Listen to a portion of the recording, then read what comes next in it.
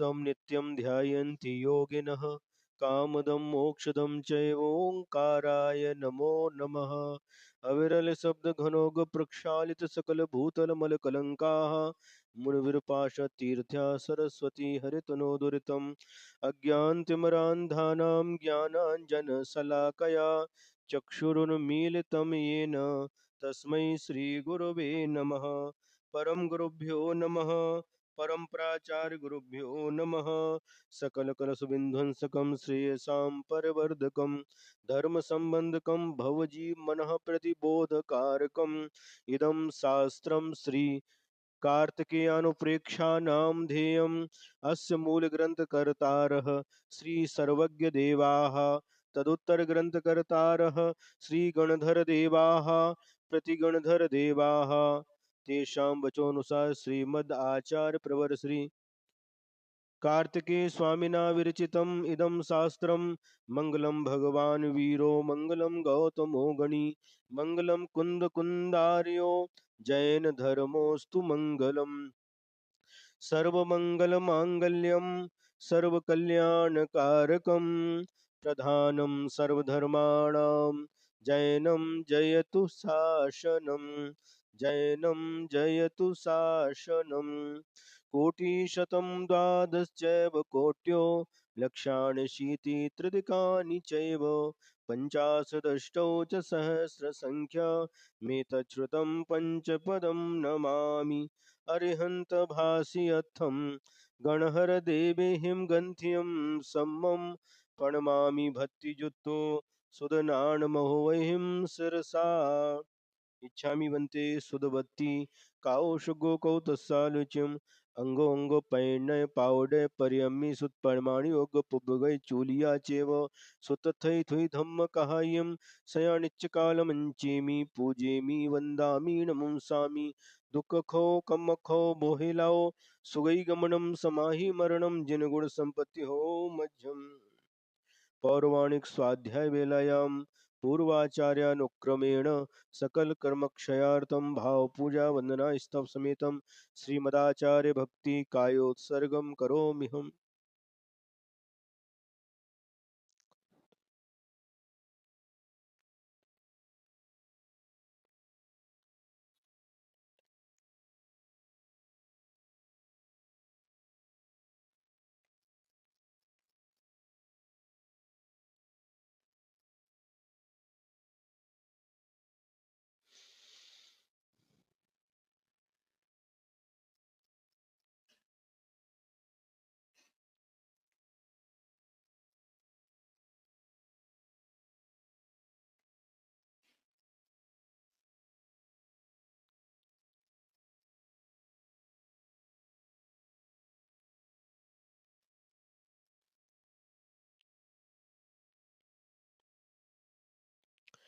श्रुतुजलधिपारगेभ्यः स्वपरमतिविभावना पटुमतिभ्यः सुचरिततपोनिधिभ्यो नमो गुरुभ्यो गुणगुरुभ्यो छत्तीसगुणसमज्ञे पंचमे आचारकरणसन्दर्शे शिष्यानुग्रह कुशले धम्मायिर्येषया वन्दे गुरुभक्त्य संयमेणया तरन्ति संसारसायरं घोरं छिन्नन्ति अट्ठकमं जम्मण मरणं न पावन्ति ये नित्यं व्रतमन्त्र होमनिरता ध्यानाग्निहोत्राकुलाः षट्कर्मा विरतास्तपो धनाः साधुक्रियाः साधवः शीलप्रावरणा गुणप्रहरणाश्चन्द्रार्कतेजोधिकाः मोक्षद्वारकपाटपाटनभटाः प्रीणन्तो मां साधवः गुरवः पान्तु नो नित्यं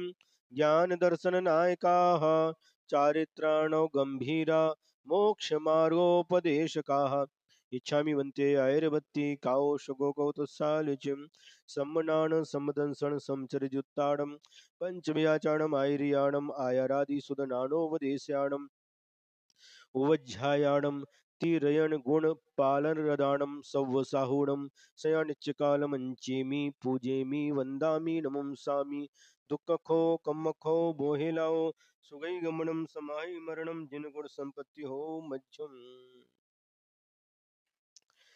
त्योः वर्णतिलयं देवं वन्दे तात्युः वणिन्दपरे पूज्यम् ओछम अनुपेहाओ भवीय जनानंद जननियो। आज से लोक भावना का वर्णन प्रारंभ होता है। आचार्य महोदय स्वयं गाथाओं के माध्यम से लोक किसे कहते हैं, लोक का स्वरूप क्या है, आकार क्या है, इत्यादि बातों का विशद विवेचन करेंगे। अच्छा, यहाँ पर ये टीकाकारणी मंगलाचरण और लिखा है। सिद्धम शुद्धम जिनम नत्वा लोकालोक प्रकाशकम वक्षे व्याख्याम समासेन अनुप्रेक्षाया जगत स्थिते।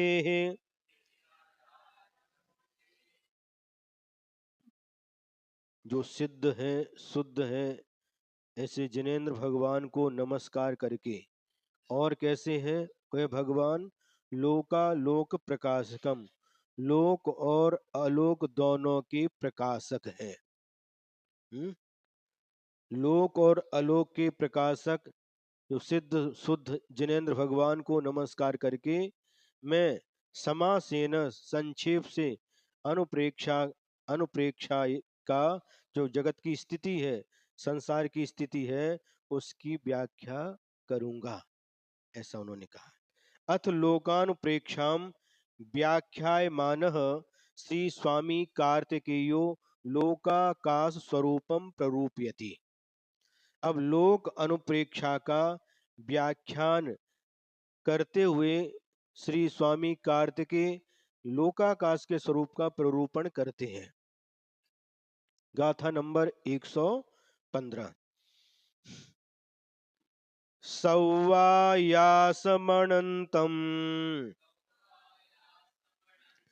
तस्य बहुमज्ज संठियो लो शोकेण विनेव कौनय धरियो हरिहरादि।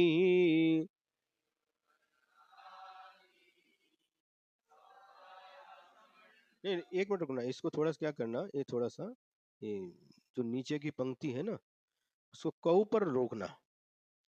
एक बार और पढ़ते हैं। सौवायासमनंतम तस्य बहुमज्ज संठियो लो शोकेन विनेव कौ नय धरियो हरिहरादि।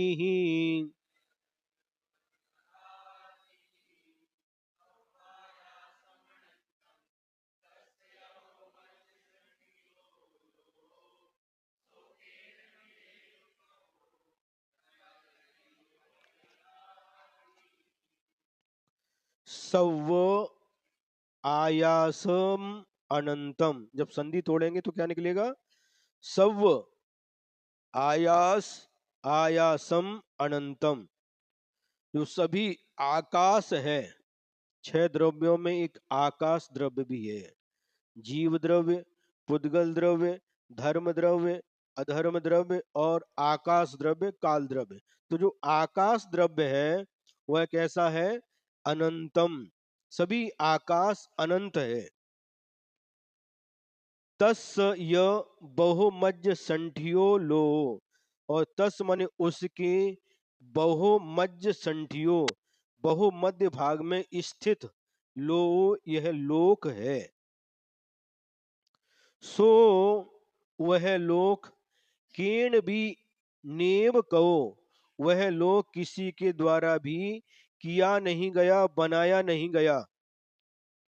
नय और धरियो हरा हरिहरादि, और किसी हरिहर आदि के द्वारा धारण नहीं किया गया है।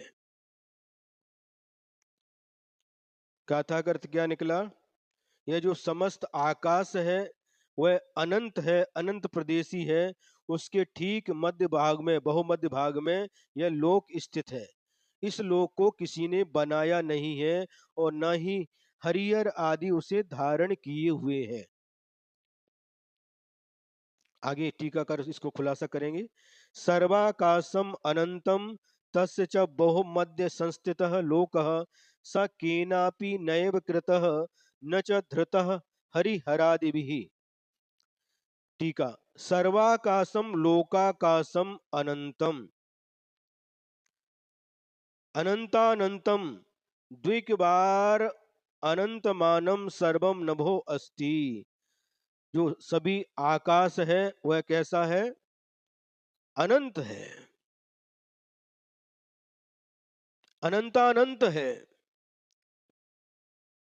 द्विबार अनंत मानम यानी अनंतानंत है। तस्य च सर्व आकाशस्य बहुमध्य संस्थितो लोकः। और ऐसे अनंतानंत आकाश के बहुमध्य भाग में यह लोक स्थित है। बहुमध्य अनंतानंत आकाश बहुमध्य प्रदेशे सप्त घन रज्जु मात्रे सम्यक प्रकारेण स्थितः संस्थितः लोक्यते इति लोकः। तो अनंतानंत जो आकाश है उसके बहुमध्य प्रदेश में 7 घन राजु प्रमाण जो सम्यक प्रकार से अच्छी तरह से स्थित लोक्यते देखा जाता है वह लोक कहलाता है। घनोदधि घनवात तनुवात अभिधान बात त्रय बेष्टितः लोकः जगत। अब यह जो लोक है इस लोक को 3 बात वलय घेरे हुए है। जो 3 लोक है उसको घनोदधि बात वलय, इसके बाद घन बात वलय, इसके बाद तनु बात वलय, इनसे वेष्टित है यह लोक। तथा त्रैलोक्य सारे एवं अपि उक्तम अस्ति। त्रैलोक्य सार माने त्रिलोक सार नाम का जो ग्रंथ है उसमें इसी प्रकार से कहा है। बहुमज्ज देश भागमी, यही है ना, बहुमध्य देश भाग में 3 अयम अर्थ। उसका यह अर्थ है बहुमध्य देश भागे बहवः अतिशयित रचनीकृतः रचनीकृताः असंख्याताः वा आकाशस्य मध्यदेशा यस्य स बहुमध्यदेश स च असौ भागश्च खंडः तस्मिन् बहुमध्यदेश भागे। उस आकाश के बहुमध्य देश भाग में जो अतिशय अच्छी तरह से बना हुआ है वह असंख्यात प्रदेश वाला है। आकाश के मध्य देश में इसके बहुमध्य प्रदेश हैं और इसलिए उसको बहुमध्य देश भागी कहा है। अथवा बहवः अष्टौ गोस्तनाकाराः आकाशस्य मध्य देशे यस्य स तथा उक्तः तस्मिन् लोकः अस्ति। अथवा बहुत 8 गाय के स्तन के आकार के आकाश के मध्य देश में जो है इसलिए उस प्रकार से यह लोक कहा है। तनु स लोकः केनापि ब्रह्मादिना कृतो भविष्यति। अब कोई यहाँ पर ऐसा कहे कि यह लोक किसी ब्रह्मा आदि के द्वारा बनाया हुआ होगा। तच्छंका निरासार्थम आह, उस शंका का निराश करने के लिए कहते हैं। सो केन भी नेय कहो स लोकः केन अपि महेश्वर आदिना कृतो नैव। वह लोक किसी महेश्वर है ब्रह्मा आदि के द्वारा बनाया हुआ नहीं है। केचन एवं वदंती, कितने ही लोग इस प्रकार से कहते हैं। शेषी भूतैर हरिहर आदिभिर धृता इति। और यह जो लोक है वह हरिहर आदि के द्वारा धारण किया गया है। तच्छंका निरासार्थम आह, उस शंका का निराकरण करने के लिए कहते हैं, नय धरियो हरिहरादि, यह लोक न च धृतो हरिहरादिवी, यह हरिहर आदि के द्वारा धारण नहीं किया गया। हरि किसको कहते? तो हरिर विष्णु, हरि विष्णु को कहते हैं। हरो महेश्वरा, और हर महेश्वर को कहते हैं। आदि शब्दात, आदि शब्द से कपिल परिकल्पिता है, कपोल कल्पित नहीं है। प्रकृति ही ब्रह्मा च तैर धृतो न च, और यह ब्रह्मा के द्वारा धारण किया हुआ नहीं है। न समझ में आ रहा है कि नहीं? जिस लोक में हम रह रहे हैं, जहां पर हम रह रहे हैं, इसका नाम क्या है? है? आपका एड्रेस क्या है? जय जिनेन्द्र सोसाइटी वाकड़, पुणे है। ये तो आपका एड्रेस है। लेकिन जहां पर हम रह रहे हैं, कहां पर रह रहे हैं? तो इसके बहुत सारे उत्तर आ जाएंगे, लेकिन प्रसंग के अनुसार हम कहां पर हैं? लोक में है, लोकाकाश में है। एक आकाश अखंड द्रव्य है जो अनंतानंत प्रदेश वाला है, और इसके बहुमध्य भाग में असंख्यात प्रदेश वाला लोकाकाश है। तो लोकाकाश किसे कहते हैं?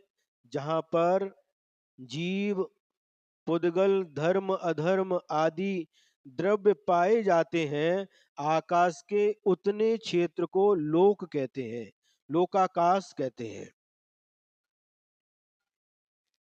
अभी रुको रुको, अभी आएगा, अभी अभी आगे आएगा। हाँ,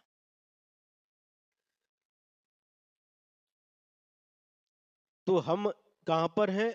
लोकाकाश में है ना। इसको लोक कहते हैं। किसको लोक कहते हैं? लोकाकाश, जहां पर जीव आदि द्रव्य पाए जाते हैं, आकाश के उतने क्षेत्र को लोक कहते हैं। और इसके बाहर जो है वह अलोकाकाश कहलाता है, जहां पर मात्र आकाश द्रव्य पाया जाता है। आकाश द्रव्य को छोड़ करके जीव, पुद्गल, धर्म, अधर्म ये द्रव्य नहीं पाए जाते, काल द्रव्य भी नहीं पाया जाता, उसे अलोकाकाश कहते हैं। ठीक है, तो यह लोकाकाश, यह लोक अनंत, अनंतानंत जो आकाश है उसके ठीक बहुमध्य भाग में स्थित है। और प्रश्न उठता है, क्या जो कहते हैं ना इस लोक को ब्रह्मा ने बनाया, विष्णु इसकी रक्षा करने वाले हैं, और हैं शंकर जी या महेश, हाँ हाँ, इसको हर हर नष्ट करने वाले हैं, तो ये सब कल्पना व्यर्थ है। जैन शास्त्रों के अनुसार, अथवा केवली भगवान ने जो जैसा देखा है वैसा ही कहा है, ये कभी भी गलत नहीं हो सकता। भगवान की वाणी कभी भी अन्यथा नहीं होती है, भगवान की वाणी है। ये लोक किसी ने बनाया नहीं, ना कोई इसको धारण किए हुए हैं, और ना कोई इसको नष्ट कर सकता है। ये कैसा है? अनादि अनिधन है, अनादि काल से है, और अनिधन कभी इसका निधन नहीं होगा, ये कभी भी नष्ट होने वाला नहीं है।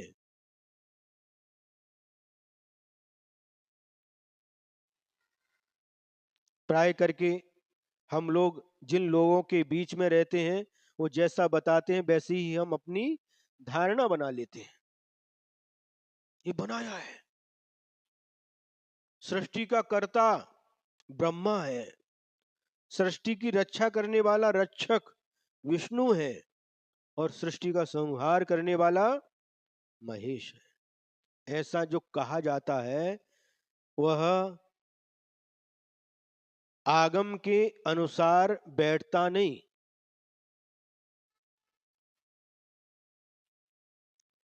क्या कहा आचार्य? सो केनवी नेयम कहो, किसी के द्वारा किया नहीं गया, बनाया नहीं गया। और नव धरियो हरिहरादि ही, और हरिहर आदि के द्वारा धारण भी नहीं किया गया। यह स्वतः सिद्ध है, अनादि काल से है और अनंत काल तक रहेगा। ये सृष्टि किसने बनाई, कौन बनाने वाला है, इसकी रचना किसने की, नाना प्रकार के प्रश्न उठते हैं। इस गाथा के माध्यम से उन प्रश्नों का समाधान हो जाता है, निराकरण हो जाता है। ये अकृत्रिम है। अकृत्रिम किसे कहते हैं? जिसे किसी ने बनाया नहीं, वह अकृत्रिम कहलाता है। और जो बनाया है वह कृत्रिम कहलाता है। जो चैत्यालय होते हैं वह कृत्रिम चैत्यालय भी होते हैं और अकृत्रिम चैत्यालय भी होते हैं। कृत्रिम यानी चैत्यालय किसको कहते हैं? चैत्यालय का मतलब क्या है? चैत्य माने भगवान की प्रतिमा, अरिहंत भगवान की प्रतिमा। आलय माने उनके रहने का स्थान, आलय। विद्या आलय, विद्यालय। पुस्तक आलय, पुस्तकालय। भोजन आलय, भोजनालय है। निवास, रहने का स्थान। समझ में आ रहा ना?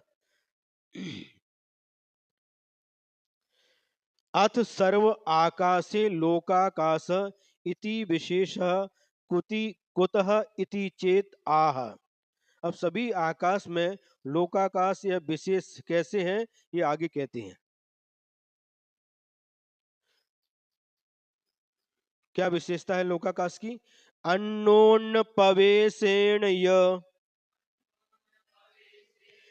दौवाणम अच्छणम हवेलो दौवाणम निच्चतो। नहीं नहीं नहीं, रुको। दो दो चार दो छः दो आठ नौ। दब्बाणम निच्चतो लोयस्वि मुनः निच्चतम।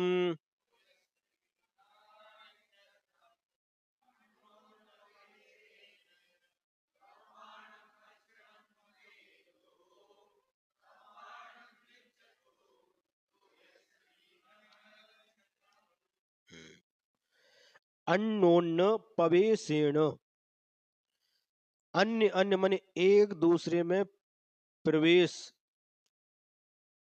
यह दब्बाणम जो द्रव्य है वह अच्छन्नम भवे लोगो, वही लोक कहलाता है।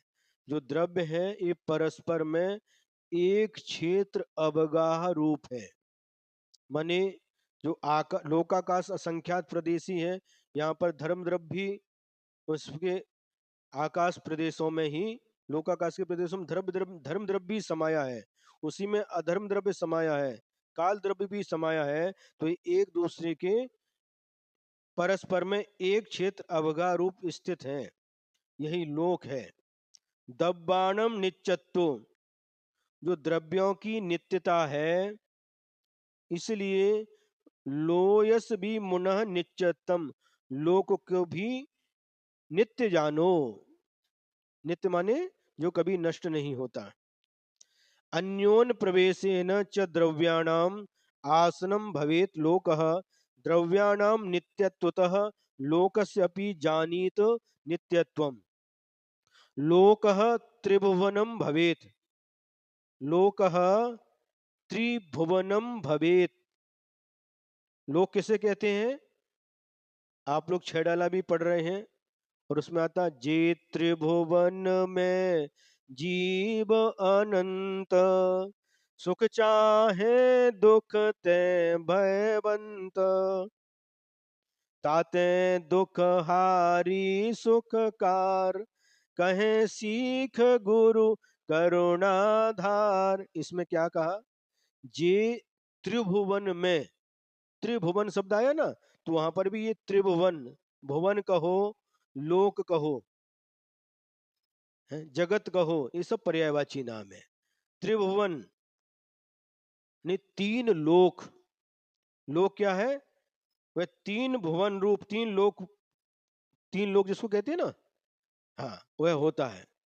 अन्योन प्रवेशेन द्रव्याणाम परस्पर प्रवेशेन जीव पुद्गल धर्म अधर्म आदि वस्तूनाम अक्षणम स्थिति अस्तित्वम भवेल लोकः। अन्य अन्य एक दूसरे में प्रवेश रूप द्रव्यों का परस्पर में जो प्रवेश रूप जीव पुद्गल धर्म अधर्म आदि जो वस्तुओं की जो स्थिति है, अस्तित्व है, वही लोक कहलाता है। द्रव्याणाम जीव पुद्गल धर्म अधर्म आकाश काल रूपाणाम नित्यत्तो नित्यत्वात् कथंचित ध्रुवत्वात् लोकस्य अपि नित्यत्वम नित्यत्वम कथन कथंचित ध्रुवत्वम मुनः जानी ही विद्धि। और जो द्रव्य है, जीव पुद्गल धर्म अधर्म आकाश काल रूप जो द्रव्य है, उनका नित्यत्व होने से, कथंचित ध्रुवत्व होने से लोक का भी नित्यत्व कथंचित ध्रुवत्व जानो। समझ में आ रहा है कि नहीं? है क्या आ रहा है? छह द्रव्य अनादि अनंत हैं? उसी प्रकार से लोक भी अनादि अनंत है।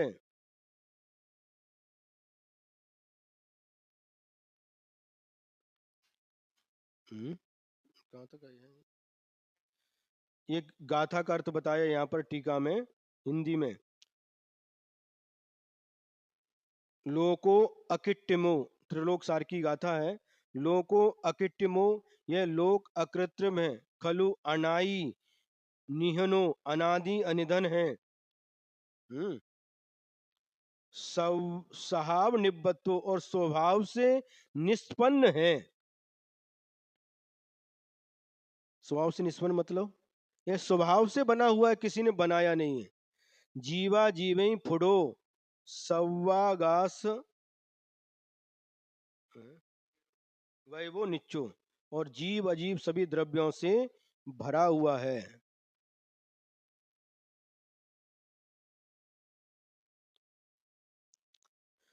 जो लोकाकाश में अन्य द्रव्य पाए जाते हैं, वह एक क्षेत्र अवगाह रूप से रहते हैं। जहाँ पर लोकाकाश के प्रदेश हैं, वहीं पर धर्म द्रव्य के भी प्रदेश हैं, अधर्म द्रव्य के भी प्रदेश हैं, काल द्रव्य के भी प्रदेश, सब एक दूसरे में एक क्षेत्र अवगाह मतलब एक ही क्षेत्र में रहते हैं। ऐसा नहीं लोकाकाश अलग जगह है, धर्म द्रव्य अलग जगह है, अधर्म द्रव्य अलग जगह है, और काल द्रव्य अलग जगह है, पुद्गल जीव अलग जगह, ऐसा नहीं है। ये सभी एक ही क्षेत्र में रहते हैं। और ये सभी द्रव्य कैसे हैं?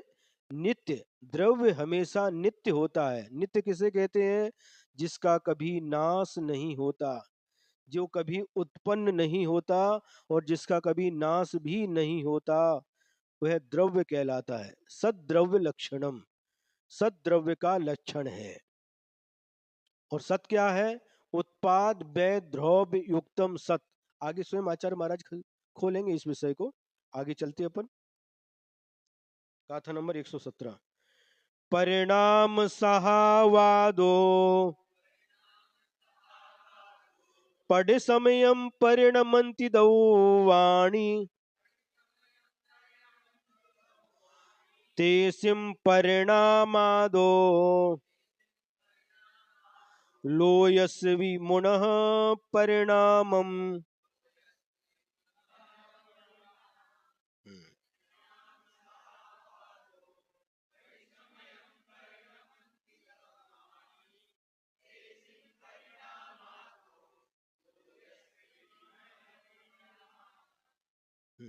ऊपर की गाथा में कहा था कि द्रव्यों का परस्पर में एक क्षेत्र अवगाह रूप स्थिति को लोक कहते हैं। द्रव्य नित्य है, इसलिए लोक को भी नित्य जानो। अब यहाँ पर कह रहे हैं परिणाम सहाबादो पडिसमयम परिणमंती दौवाणी। परिणमन करना द्रव्य का स्वभाव है। वस्तु का स्वभाव क्या है? परिणमन करना। और वह परिणमन पड़ी समयम प्रति समय होता है। दववाणी द्रव्यों का वह परिणमन प्रति समय होता है, द्रव्य प्रति समय परिणमन करते हैं। तेसिम परिणामादो और उस परिणमन से लोयस भी लोक का भी परिणामम परिणमन मुनः जानो। क्या भावार्थ निकला? परिणमन करना वस्तु का स्वभाव है, द्रव्य का स्वभाव है, और द्रव्य प्रति समय परिणमन करते हैं, उनके परिणमन से लोक का भी परिणमन जानो। इस गाथा का यह अर्थ हुआ। परिणाम स्वभावतः प्रति समयम परिणमन्ति द्रव्याणि तेषां परिणामात् लोकस्य अपि जानीत परिणामम। द्रव्याणि यथा स्वपर्यायैः ध्रुयन्ते द्रवन्ति वा तानि इति द्रव्याणि जीव पुद्गल धर्म अधर्म आकाश काल रूपाणि। क्या कह रहे हैं? जो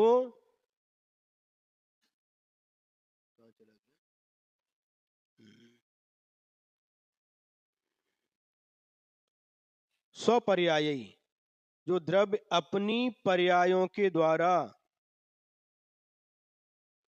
प्राप्त किए जाते हैं या पर्यायों को प्राप्त करते हैं, उन्हें द्रव्य कहते हैं। द्रव्य की परिभाषा बताई।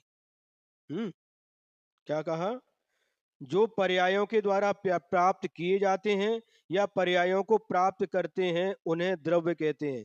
तानी द्रव्याणी, है ना। और वह द्रव्य जीव पुद्गल धर्म अधर्म आकाश काल रूप होते हैं।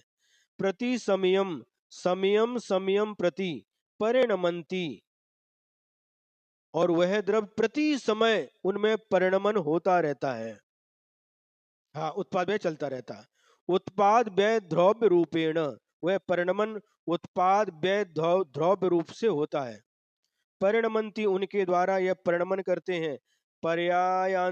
पर्यायानंतरम गच्छन्ति, पर्याय पर्याय अंतर माने दूसरी पर्याय को प्राप्त होते हैं। अभी उत्पाद व्यय द्रव्य क्या है समझिए। पूर्व पर्याय का नाश होना यह व्यय है। नवीन पर्याय की उत्पत्ति होना उत्पाद है। और उन दोनों में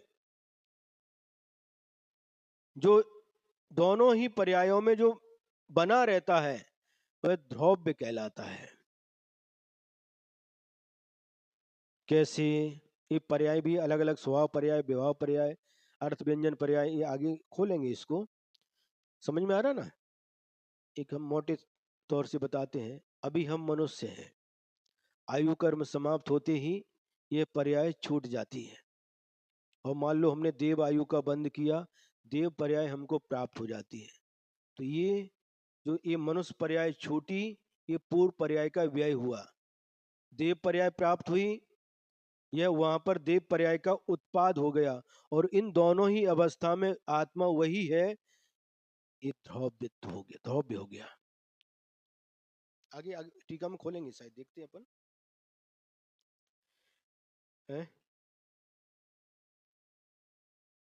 उस उत्पाद व्यय द्रव्य रूप से परिणमन करते हैं, एक पर्याय से दूसरी पर्याय को प्राप्त होते हैं। पहले हमारी बाल्य अवस्था थी, वो पर्याय छूट गई। किशोर अवस्था आ गई, वह पर्याय छूट गई। युवावस्था आ गई, वह पर्याय छूट गई। वृद्धावस्था आ गई। ये भी इस प्रकार से परिणमन चलता रहता है।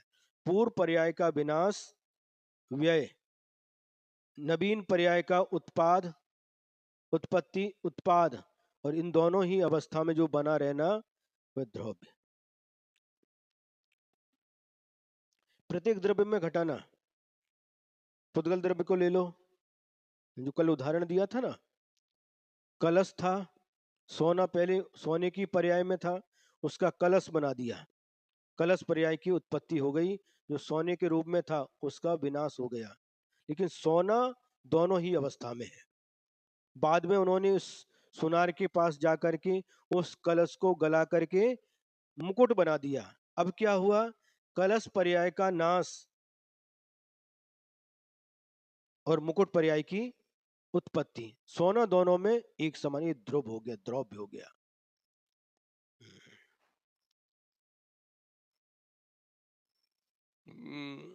उत्पाद व द्रव्य के माध्यम से एक पर्याय से दूसरी पर्याय को प्राप्त होते रहते। होता है कैसे? परिणाम स्वभावात अतीत अनागत वर्तमान अनंत पर्याय स्वभावेन परिणमनात्।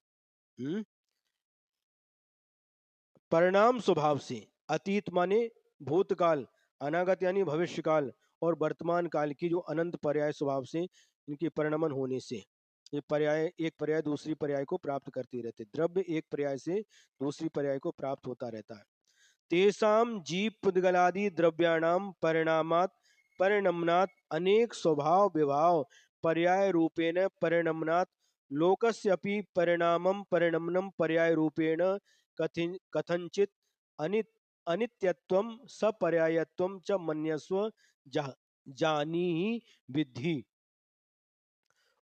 वो जीव पुद्गल आदि द्रव्य हैं, उनका परिणमन होने से, अनेक स्वभाव विभाव पर्याय रूप से परिणमन होने से लोक का भी परिणमन पर्याय रूप से कथंचित अनित्यत्व पर्याय की अपेक्षा से जानो। ननु यत्र नित्यत्वं प्राग उक्तम तत्र अनित्यत्वं कथम ब्रोधात इति चेत। अब कोई शंका कर रहा है कोई यहाँ पर, जो नित्य है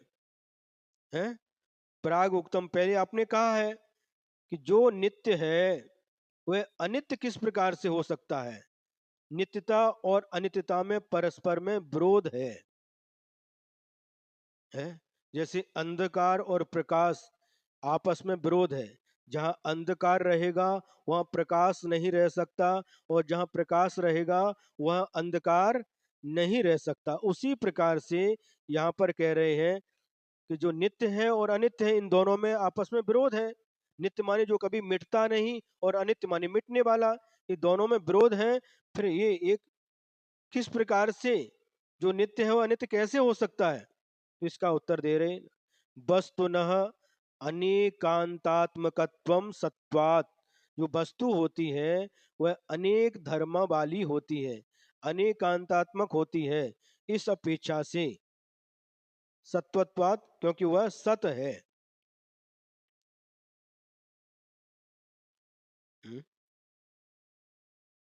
हिंदीकार ने कुछ लिखा है, एक वस्तु में, यदि एक वस्तु में उन अनेक धर्मों को अपेक्षा भेद के बिना यों ही मान लिया जाए तो उनमें विरोध हो सकता है, किंतु भिन्न भिन्न अपेक्षाओं से विरोधी दिखाई देने वाले धर्म भी एक स्थान पर बिना किसी विरोध के रह सकते हैं।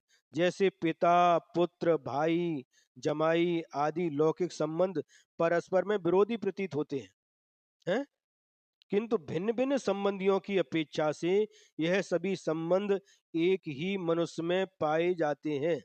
एक ही मनुष्य अपने पिता की अपेक्षा से पुत्र होता है, और वही पुत्र अपने पुत्र की अपेक्षा से पिता भी होता है। समझ रहे ना? कोई व्यक्ति है, वह अपने पिता की अपेक्षा से पुत्र है, लेकिन अपने पुत्र की अपेक्षा से पिता है। अपने भाई की अपेक्षा से भाई भी है, और अपने ससुर की अपेक्षा से जमाई भी है। चाचा की अपेक्षा से भतीजा भी है, मामा की अपेक्षा से भांजा भी है। तो इस प्रकार से एक ही व्यक्ति में, हाँ, अलग अलग व्यक्तियों की अपेक्षा से अनेक संबंध देखे जाते हैं। इसी प्रकार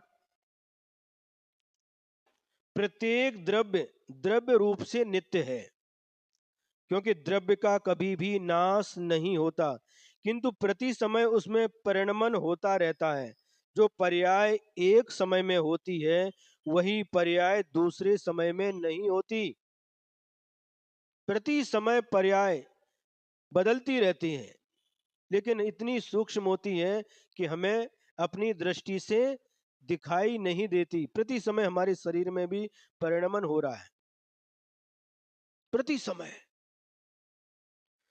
जो दूसरे समय में क्या कह रहे हैं? जो पर्याय एक समय में होती है वही पर्याय दूसरे समय में नहीं होती, और जो दूसरे समय में होती है वह पर्याय तीसरे समय में नहीं होती। अतः पर्याय की अपेक्षा अनित्य है। हम्म।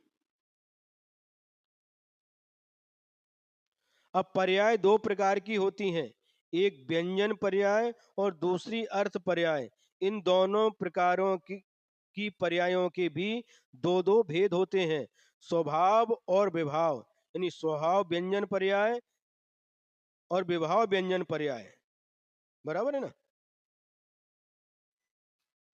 और स्वभाव अर्थ पर्याय और विभाव अर्थ पर्याय, इस प्रकार से जाना। अब आगे कहते हैं, जीव द्रव्यस्य नर नारकादि विभाव व्यंजन पर्यायाः। अब जीव द्रव्य की जो नर नारक आदि पर्याय है, यह विभाव व्यंजन पर्याय कहलाती है। जीव द्रव्य है, अभी पर्याय क्या है? मनुष्य पर्याय है। कोई मक्खी है, कोई मच्छर है, कोई कुत्ता है, कोई बिल्ली है, हाथी घोड़ा, ये सारी सारी देव है, नारकी, ये सभी विभाव व्यंजन पर्याय कहलाती हैं। हम्म। और पुद्गलस्य शब्द बंद सूक्ष्म स्थौल संस्थान भेद तमस छाया तपोद्योत सहिताः विभाव व्यंजन पर्यायाः भवन्ति। और पुद्गल द्रव्य की ये शब्द है, जो शब्द आप सुन रहे हैं, ये कौन सा द्रव्य है? बोलो।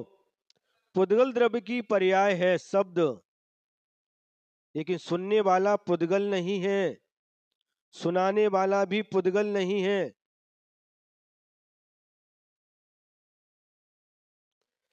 बंद है? दो वस्तुओं को मिल जाना बंद कहलाता। दूध में पानी मिला दो, दूध में शक्कर मिला दो, ये बंद हो गया। ये भी किसकी पर्याय है? पुद्गल की। सूक्ष्म है, सूक्ष्म है, स्थूल है, छोटा बड़ा, ये भी संस्थान आकार है। भेद दो में से एक को पृथक कर देना, तम यानी अंधकार, छाया जो पड़ती हमारी है, और उद्योत, ये सारी सारी पुद्गल द्रव्य की विभाव व्यंजन पर्याय है, होती है। एवं अन्येषाम अपि ज्ञेयम, इसी प्रकार से अन्य अन्यों की भी जान लेना चाहिए।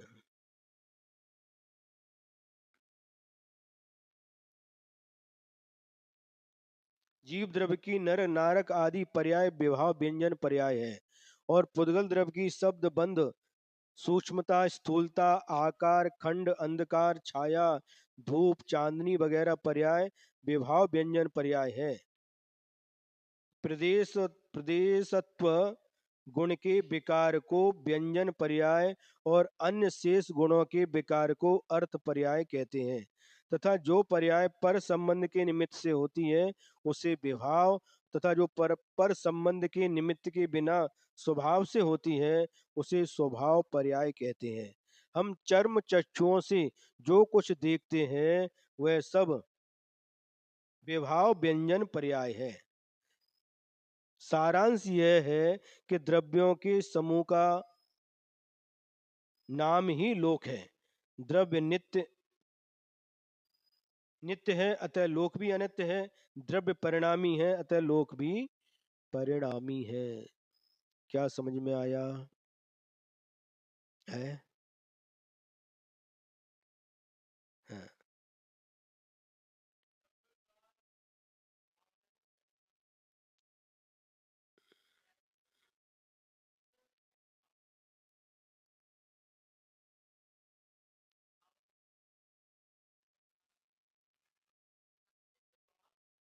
नहीं नहीं, ये विभाव व्यंजन पर्याय है। उस द्रव्य की विभाव व्यंजन पर्याय। आज हम मनुष्य हैं, कोई नारकी है, कोई देव है, कोई पक्षी है, कोई पशु है, तो ये जो पर्याय दिखाई दे रही किसकी पर्याय है? जीव द्रव्य की विभाव व्यंजन पर्याय कहलाती है। और शब्द आदि जो है, जो नाम बताए ना, शब्द छाया आदि, जो ये सब पुद्गल द्रव्य की विभाव व्यंजन पर्याय है। और जो ये पर्याय हमें यहाँ पर इन्होंने क्या बताया, जो इन आंखों से हमें दिखाई देती हैं वह सभी विभाव व्यंजन पर्याय ही होती है।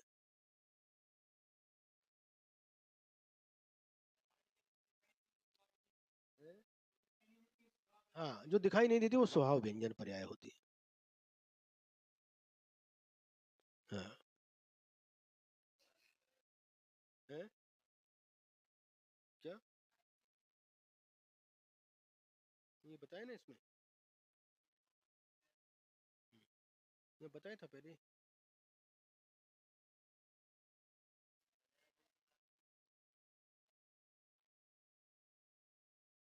हम्म,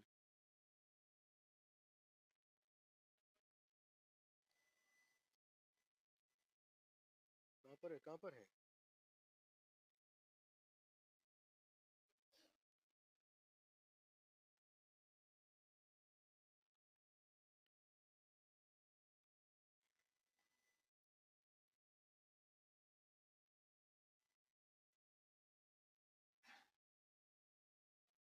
हम्म, उसको खोला नहीं इन्होंने। अर्थ पर्याय के बारे में बताया नहीं इसमें। बताया है? कहाँ बताया, बोलो। है? हाँ हाँ हाँ, अच्छा अच्छा, कौन से पेज पर है?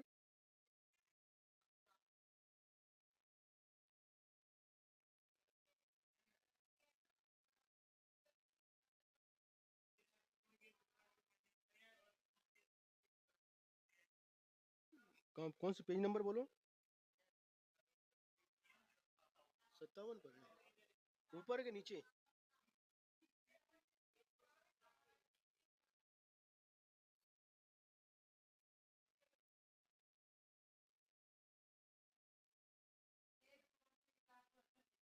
कहाँ पर है? अच्छा अच्छा, हाँ हाँ। हाँ जी, बताए ना। पर्याय दो प्रकार की होती है, एक व्यंजन पर्याय और दूसरी अर्थ पर्याय। इन दोनों प्रकार के भी दो दो भेद होते हैं, स्वभाव और विभाव। जीव द्रव्य की नर नारक आदि पर्याय विभाव व्यंजन पर्याय है, और पुद्गल द्रव्य की शब्द बंध सूक्ष्मता स्थूलता आकार खंड अंधकार छाया धूप चांदनी वगैरह विभाव व्यंजन पर्याय है। ये कह रहे, देखो ब्रैकेट में, प्रदेशत्व गुण के विकारों को व्यंजन पर्याय कहते हैं और अन्य शेष गुणों के विकार को अर्थ पर्याय कहते हैं। जो पर के संबंध के निमित्त से होती है उसे विभाव, और जो पर के संबंध के निमित्त के बिना होती है उसे स्वभाव पर्याय कहते हैं। गाथा नंबर 118 है। अथ लोकस्य पर परिकल्पित स्थान मान विप्रतिपत्ति निरासार्थम आहा। अब क्या कह रहे हैं? लोक की जो परिकल्पना की है ना, अलग अलग प्रकार से लोक की कल्पना करते हैं, उसका निराकरण करने के लिए बताते हैं लोक का आकार क्या है। सत्येक पंच इक्का मूले मध्य तहेव बंभन्ते लोयन्ते रज्जुओ पुव्वा बर्दो यवित्थारो।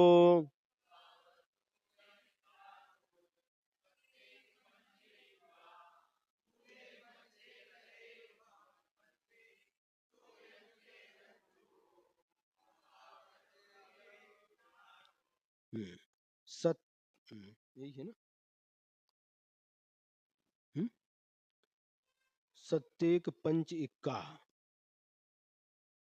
हाँ, मूले मज्जे तहे बम्मनते, देखिए, मूले सत्त, जो मूल में सात, रज्जु माने राजू, रज्जू शब्द दिया ना, रज्जु, मूल में सात राजू। फिर इक मज्झे, मध्य में एक राजू। पंच तहे बम्मनते, जो ब्रह्म स्वर्ग है वहां पर पांच राजू, बराबर है ना, वहां पर पांच राजू हैं। इक्के लोयंते, और लोक के अंत में भी एक राजू। इस प्रकार से यह विस्तार होता है किसका? लोक का। कैसे? पूर्व, पूर्व अवरदो, पूर्व और पश्चिम का विस्तार है। चार दिशाएं होती हैं, पूर्व पश्चिम उत्तर दक्षिण। उत्तर और दक्षिण में सर्वत्र सात राजू इसका विस्तार पाया जाता है। ये आगे आचार्य महाराज कहेंगे। ये पूर्व पश्चिम की अपेक्षा से मूल में गाथा देखिए, मूले सत्त, मूल में 7 राजू, मध्य इक, मध्य में 1 राजू, बम मनते जहां ब्रह्म स्वर का अंत होता है वहां पर 5 राजू है, और इक्का लोयंते, लोक का जहां पर अंत होता है वहां पर भी 1 राजू। यह पूर्व पश्चिम में श्लोक का विस्तार होता है। हम्म, इसको यदि अपन समझना चाहें,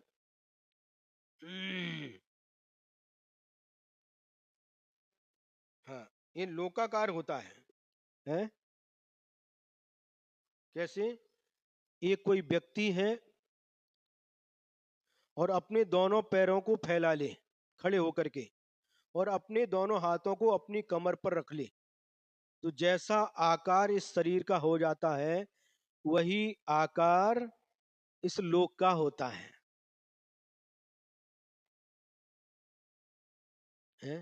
14 राजु उतुंग नभ, लोक पुरुष संठान, पुरुष संठान माने संस्थान, पुरुष के आकार का हो जाता है।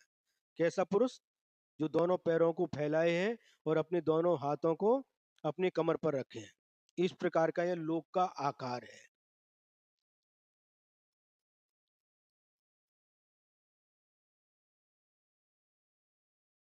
लोक पुरुषाकार है। कोई पुरुष दोनों पैरों को फैलाकर और दोनों हाथों को कटी प्रदेश के दोनों ओर रखकर यदि खड़ा हो तो उसका जैसा आकार होता है वैसा ही आकार लोक का जानना चाहिए। अतः पुरुष का आकार लोक के समान कल्पना करके उसका पूरा पश्चिम विस्तार इस प्रकार जानना चाहिए। पंजों के अंतराल का विस्तार 7 राजू है, कटी प्रदेश का विस्तार 1 राजू है, और हाथों का एक कोनी से दूसरी कोनी तक का विस्तार 5 राजू, और ऊपर स्रोदेश का विस्तार या सिर 1 राजू है। सप्तैक पंचैकाः मूले मध्ये तथै ब्रह्मांते लोकांते रज्जव पूर्वा परतश्च विस्तार। ये थोड़ा विषय गणितीय विषय है, हम लोग पहली बार सुन रहे हैं इसलिए थोड़ा सा है कठिन लग सकता है। जब आचार्य ने ये कार्तिकेय अनुप्रेक्षा का स्वाध्याय सागर में 1998 में कराया था तो ये लोक अनुप्रेक्षा को छोड़ दिया था। हाँ, मुझे स्मरण है, इसको छोड़ करके फिर आगे कौन सी बोधि दुर्लभ अनुप्रेक्षा का स्वाध्याय किया था। लेकिन फिर भी हमें सुनना है। समझ में आ रहा कि नहीं? है? हाँ, नक्शा यदि सामने होगा तो बराबर, बिल्कुल बराबर, तो समझ में आएगा, बिल्कुल सही है।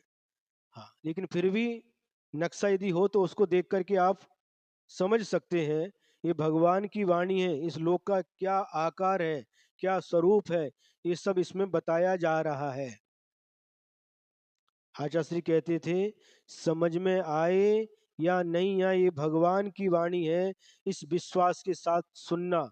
सुनने से भी असंख्यात गुणी कर्मों की निर्जरा होती है।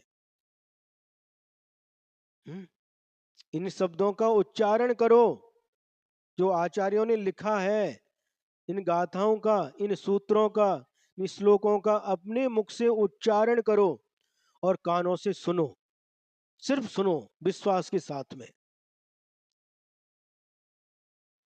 समझ में आ रहा है कि नहीं? अभी तक का विषय तो थोड़ा है अच्छी तरह से समझ में आ गया, लेकिन इसको भी अपन समझने का प्रयास करेंगे। हम भी समझने का, समझाने का नहीं, हम भी स्वयं भी समझने का प्रयास करेंगे और आप लोग भी हमारे साथ समझने का प्रयास करेंगे।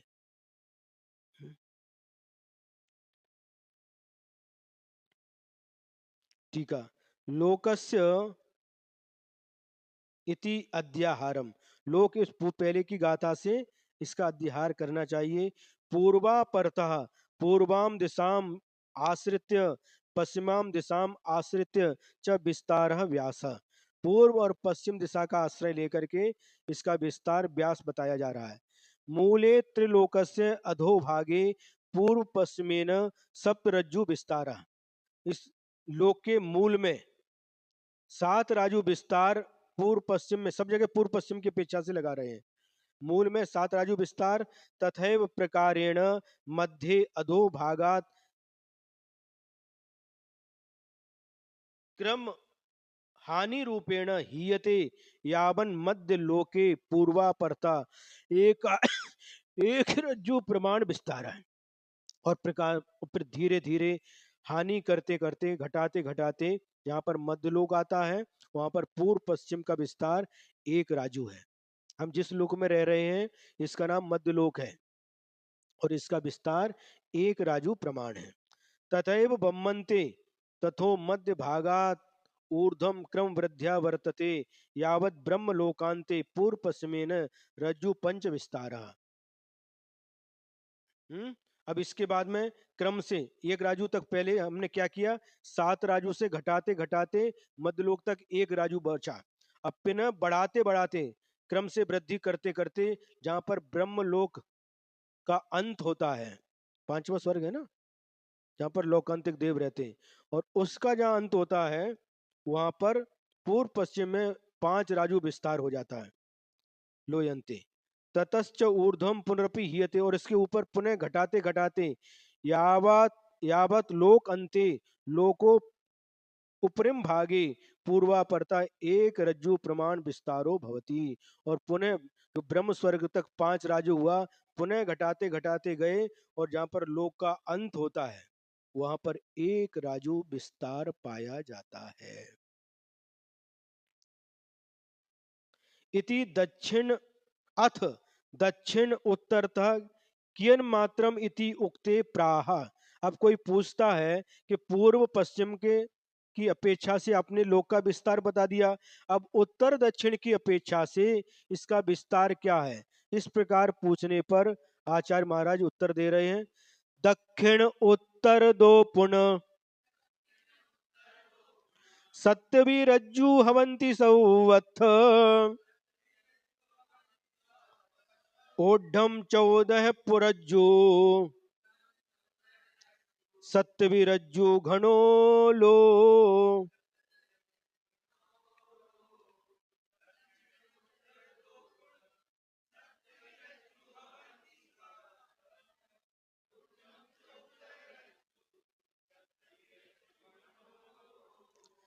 दक्षिण दक्षिण उत्तर दो, दक्षिण और उत्तर से दक्षिण तक पुनः पुनः सत्यवी रज्जु हवंती सवत्थ सर्वत्र, हम पूरी जगह है 7 राजू इसका विस्तार है। सामने दिशा कौन सी है, कि पूर्व पश्चिम का आप बता दिया, पूर्व से पश्चिम में जो प्रमाण पिछली गाथा में बता दिया, लेकिन उत्तर दक्षिण का जो विस्तार है सर्वत्र मूल से लेकर के चूल तक सभी जगह 7 राजू इसका विस्तार है। ओढ़म 14 रज्जू, और इसकी ऊंचाई 14 राजू प्रमाण है, 14 राजू उतुंग नभ है ना। और सत्यवी रज्जु घनो लो, और यह 7 राजू घन प्रमाण है। घन मतलब क्या कहते हैं, हाँ 7 का घन कर दो, 7 गुणा 7 गुणा 7, 7 सत्य 49, और 49 का 7 के साथ गुणा करो तो 343 राजू घन प्रमाण ये लोक का विस्तार कहलाता है। दक्षिणो दक्षिण उत्तरतः पुनः सप्तापि रज्जवः भवन्ति सर्वत्र ऊर्ध्वं 14 रज्जवः सप्तापि रज्जवः घनः लोकः। पुनः दक्षिण उत्तर पार्श्वम आश्रित्य स 14 रज्जु उत्सेद पर्यंतम व्यास आयाम सत्तु रज्जु रे भवति। पुनः दक्षिण उत्तर करके का आश्रय करके यह 14 राजू उत्सेद 14 राजू उत्सेद पर्यंत, जो 14 राजू जो इसकी ऊंचाई है और नीचे से लेके ऊपर तक इसका आयाम हर जगह 7 राजू प्रमाण है। लोकस्य उदयः कियन मात्र इति चेत ऊर्ध्वम 14 रज्जु रूपः 14 लोको भवति। इसका ऊंचाई कितनी है, तो 14 राजू प्रमाण इस लोक की ऊंचाई है। सर्वलोकस्य क्षेत्रम कियन मात्रम, सभी लोक का क्षेत्रफल कितना होता है, तो सप्त रज्जु घन, सप्त रज्जु नाम घन त्रिबार गणनम, 7 का 7 से 3 बार गुणा करने पर जो प्रमाण आता है वह इस लोक का विस्तार होता है। त्रिस त्रिस त्रिसम क्या है, त्रिसमाह तिर घना स्यात् इति वचनात् जगत छिरणी घना 343 प्रमाण, 343 राजू प्रमाण इसका विस्तार है। सर्वलोक त्रिशत रज्जु मात्र त्रिचत्वारिंशद अधिक यानी 343 राजू प्रमाण इसका विस्तार हुआ। तावत अधोलोकस्य मान मानीयते। अब अधोलोक का यदि हम विस्तार निकालेंगे तो मुह भूमि जोग दले पद गुणते पद गणम होदी मुखम एक रज्जु भूमि 7 रज्जु, उनका योग 8 राजू हो गया और उसको 4 से दलन करना, दलन माने भाग देना, और 7 से गुणा करना, 28 से भेद करना, 7 से गुणा करना, ये क्या है, ये सब करने के बाद में कितना आ जाएगा 196 राजू प्रमाण। ये किसका अधोलोक का विस्तार हो गया। और एवं ऊर्ध्वलोक मान मानितव्यम, ऊर्ध्वलोक का मान 147, इनको जोड़ दो 196 और 147 तो 343 राजू प्रमाण इस पूरे लोक का विस्तार हो जाता है।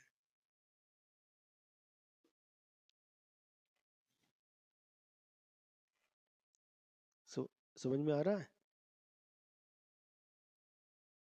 हाँ हाँ है, एक गणितीय विषय है, बस थोड़ा सा आने के बाद में फिर और अच्छा विषय भी आने वाला है। जिस उत्साह के साथ, जिस श्रद्धान के साथ आपने पहले की भावनाओं का वर्णन सुना, उसी उत्साह के साथ है, उन्हीं भावनाओं के साथ यह वर्णन हमको सुनना है, क्योंकि भगवान की वाणी है, तीर्थंकर भगवान की वाणी है। अभी आगे हम विचार कर रहे हैं, थोड़े आगे यदि ज्यादा ऐसा हुआ ना तो फिर धीरे धीरे करके गाथाओं का अर्थ करके अपन आगे बढ़ेंगे।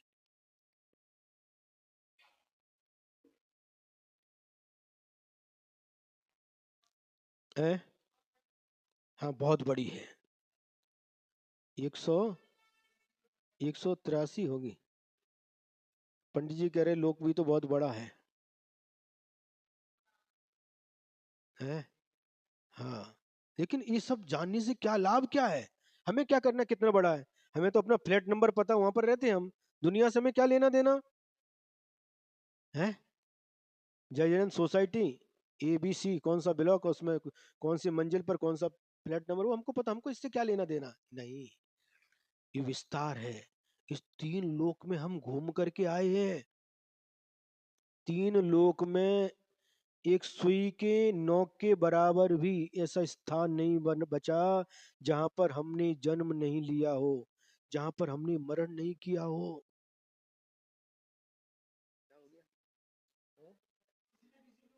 किसी न किसी रूप में थे, किसी न किसी पर्याय में थे। इस लोक के स्वरूप को केवल ज्ञानी भगवान ने जाना है, और जैसा जाना है अपनी दिव्य ध्वनि के माध्यम से वैसा ही वर्णन किया, और क्रम क्रम से गुरु परंपरा से आचार्यों के माध्यम से ये ज्ञान हमको प्राप्त हुआ है। इससे जानने से लाभ क्या है। अब बनिया लोग हो, हर जगह लाभ ढूंढते हो और ढूंढना भी चाहिए। हम्म? एक संस्थान विषय धर्म ध्यान होता है?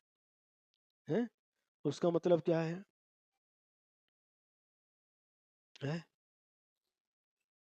हाँ, अब इसमें क्या, इस लोक का इतना विस्तार है, और इस लोक में हम अनादि काल से हैं, अनंत काल हमारा बीत गया इस लोक में रहते हुए। इतने विस्तार इस लोक में हमने हर जगह घूमा है, कोई जगह बाकी नहीं बची, लेकिन फिर भी लगता है कुछ इंदौर के परिवार आए थे, और आए थे और बच्चे भी साथ में थे, पूना लेकर के आए, महाराज का दर्शन हो गया, महाराज को आहार दे लिया, प्रवचन सुन लिया, अब घूमने चलो। आपने घुमाया नहीं, अभी घुमाने चलो। कहाँ? लो लो क्या क्या लोनावरा, लोनावला, क्या नाम है? लोनावरा और खंडाला। और वहां पर जहाँ कोल्हापुर में तो रंकाड़ा, कोल्हापुर में रंकाड़ा। और एक वो डैम है, क्या नाम है उसका? एक डैम है बहुत बड़ा तालाब, क्या बोलते हैं उसको? रंकाड़ा ही बोलते हैं उसको। अरे काननवाड़ी नहीं, कोल्हापुर में उधर जाते ना अरे राधा नगरी में नहीं, कोल्हापुर में, यहाँ पर चपाती चाट पकौड़ी खाते हो ना जाकर के, रात में लोग इकट्ठे होते हैं। अरे बोलो कोल्हापुर वाले, रोहन है। रंकाड़ी बोलते हैं उसको, रंकाड़ी बोलते हैं हाँ। तालाब पर जाते हैं। हाँ, काय के लिए जाते हैं? इंजॉय। चाट पकौड़ी के वहां पर स्टॉल रहते हैं, जाके खाते पीते हैं, मस्ती करके चले आते हैं। है? क्यों? और वहां पर एक है गंगा वेश, किधर से भी जाओ गंगा वेश आता है। इरून फिरून गंगा वेश, किधर से इधर से घूम करके आओ वही गंगा वेश आ जाता है, उधर से आओ तो गंगा वेश आ जाता है। गंगा वेश एक एरिया का नाम है। महाराज जी, नियम सागर महाराज जी बार बार प्रवचन बोलते थे, इरून फिरून गंगा वेश। इधर उधर घूम करके आई, सब नया लगता है। पूना में आए तो पूना नया दिखता है? क्यों? आदित्य है। खारे पाटन से कोल्हापुर आए तो कोल्हापुर नया दिखता था, कंदलगांव नया दिखता था। कोल्हापुर से पूना आए तो नया दिखता है? यहाँ से बॉम्बे गए तो नया दिखता, नया कुछ भी नहीं है। पूरे संसार में हम घूम करके आए हैं।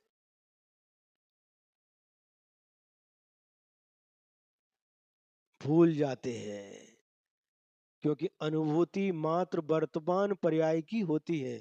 कहाँ कहाँ हम घूम करके सब भूल गए, बिस्तरला। कई लोग कहते हैं महाराज सुबह क्या खाया था यही याद नहीं रहता।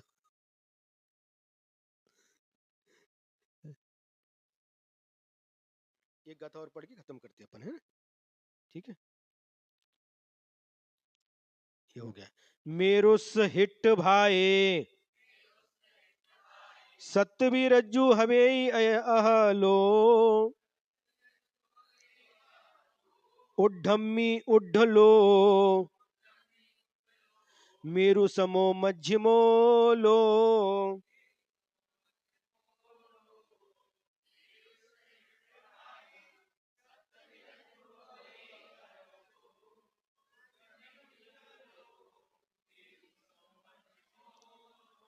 अब इस तीन लोकों को ऊर्ध्वलोक, मध्यलोक और अधोलोक में विभाजित किया इस गाथा के माध्यम से।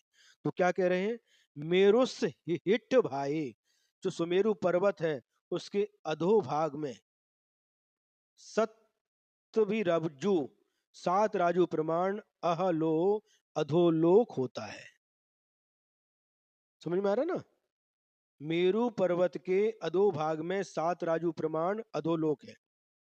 उड्डम्मी उड्डलोह, और इसी मेरु पर्वत से ऊर्ध्वलोक में ऊपर ऊर्ध्वलोक है। और मेरु समो मध्यमो लो, और मेरु के समान यह मध्यम लोक है, मध्य लोक है। मेरोह अधस्तने भागे अधोलोक, मेरु पर्वत के अधस्तन भाग में अधोलोक है। सप्त रज्जु मात्रो भवेत, ये सात राजू प्रमाण है। तथा ही अधोभागे मेरु आधारभूता रत्न प्रवाख्या प्रथमा पृथ्वी, अधोलो अधोलोक में अधोभाग में मेरु के आधारभूत पहले रत्न प्रभा नाम की पहली पृथ्वी है, पहला नरक।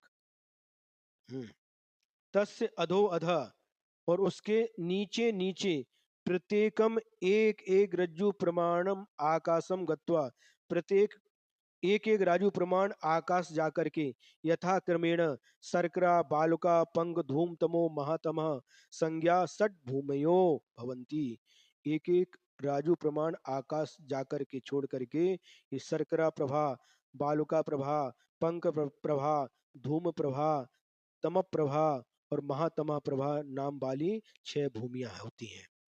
तस्मात् अधोभागे, और उसके नीचे के भाग में रज्जु प्रमाण क्षेत्रम, एक राजू प्रमाण क्षेत्र है जो भूमि रहितम, भूमि से रहित है। निगोद आदि पंच स्थावर भृतम च तिष्ठति, वहां पर निगोद आदि 5 स्थावर जीव से जो है भूमि भरी हुई है? जो भूमि है, जो सप्त भूमि है ना, उनको छोड़ करके, रत्न प्रभा सर्कल प्रभा, उनको छोड़ करके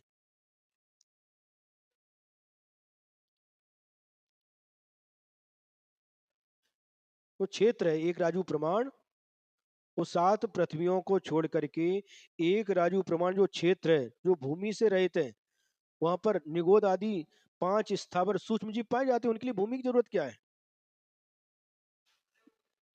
भरे हुए, हाँ, भरे हुए हैं। लेकिन कलंकला पृथ्वी बोलते उसको, क्यों पंडित जी? उसको कलंकला पृथ्वी बोलते हैं, ऐसा नाम दिया है। कलंकला पृथ्वी ऐसा नाम दिया है उसको।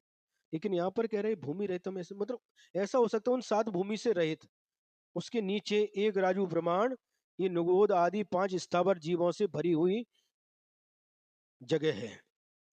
रत्न प्रभादी पृथ्वी नाम प्रत्येकम घनोदधि घनबात तनुबात त्रयम आधारभूतम भवती थी विज्ञेयम। और इन तीनों, इस 7 पृथ्वियां, प्रत्येक पृथ्वी घनोदधि घनबात तनुबात, इन 3 प्रकार की बात बलियों से सहित है। उड्डमी उड्डलोह, ऊर्ध्वे ऊर्ध्वलोका, और मेरु पर्वत के ऊपर ऊर्ध्वलोक है। मेरु मेरोह उपरि भागे ऋजु पटल पटलम आरभ्य त्रैलोक शिखर पर्यंतम ऊर्ध्वलोकः सप्तरज्जु मात्रो भवति। और मेरु पर्वत के ऊपर ऋजु पटल से लेकर के, ऋजु विमान है जो ऊपर स्वर्ग का विमान, उससे लेकर के 3 लोक के शिखर तक ऊर्ध्वलोक होता है, वह भी 7 राजू प्रमाण होता है। मध्यमो लोकः मेरु सम, जो मध्यम लोक है, मध्य लोक मेरु पर्वत के प्रमाण है। मेरो उदय मात्र लक्ष्य योजन प्रमाणम, और मेरु कितना प्रमाण है? 1 लाख योजन प्रमाण मेरु पर्वत है, उतना ही प्रमाण मध्यलोक का जानना चाहिए।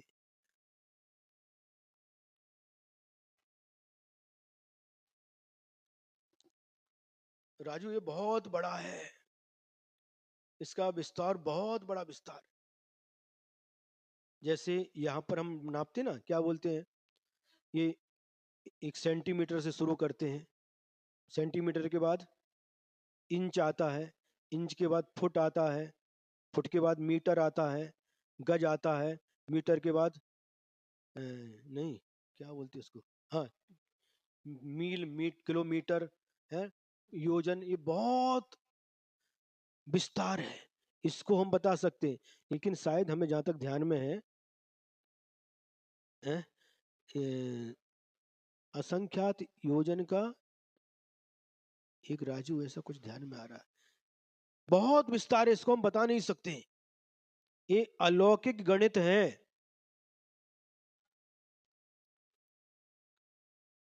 हाँ, वो राजू का प्रमाण कितना है वो बताना बहुत कठिन है, बहुत विस्तार है।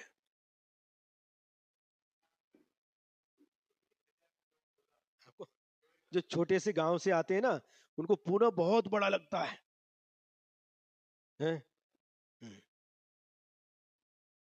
120 हो गए ना? अब कल बहुत अच्छा विषय आ रहा है, इतना ही पर्याप्त है। यदि सामने नक्शा रहा ना, तो और अच्छे से समझ में आ सकता है। ब्लैक बोर्ड नहीं, नक्शा रहता ना, हाँ, 3 लोग का जो नक्शा रहता है ना, हाँ, तो उसके माध्यम से भी समझ सकते हैं। ठीक है, आज इतना ही पर्याप्त है। यदर्थ मात्रा पदवाक्यहीनं मया प्रमादाद्यदि किञ्चनोक्तं तन्मे क्षमित्वा विदधातु देवी सरस्वती केवलबोधलब्धिं। बोधि समाधि परिणाम शुद्धि स्वात्मोपलब्धि शिव सौख्य सिद्धि चिंतामणिं चिंतित वस्तु दाने त्वं वन्द्यमानस्य ममास्तु देवी त्वं वन्द्यमानस्य ममास्तु देवी। द्वादशांग जिनवाणी माता की। परम उपकारी परम पूज्य आचार्य गुरुवर श्री विद्यासागर जी महाराज की।